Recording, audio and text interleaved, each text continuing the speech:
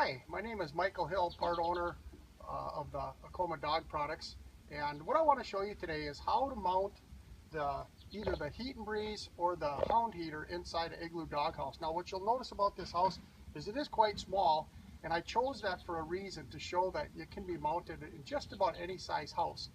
First thing I want you to realize is that there are two types of brackets, and we're moving actually to this one. This is what we call our universal bracket.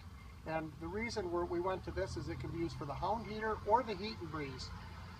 Some of you may have this bracket, and it works only for the Hound heater. What I'm going to do is just show you how quick and easy this is in the process and the steps.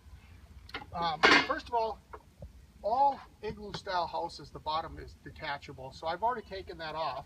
And what you want to do is you want to start with the bracket first. And so what I'll do is tip this upside down,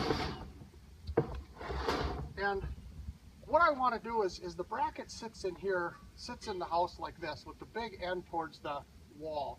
And I want to slide it up as high as I can where it still sits fairly vertical, and for most houses it's going to be almost to the top, which will give you more room, more laying space for your dog.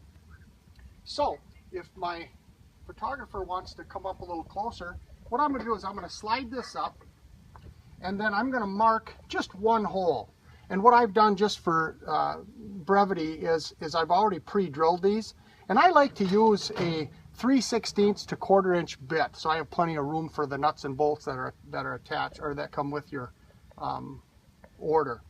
So I've pre-drilled these holes, and now what I can do is simply take one of the bolts, and I like to run them from the outside in. You can run them either way, and put one through, and then just put on the nut so it holds. Since I don't have any help, I'm going to tighten this one up so the bracket doesn't want to move.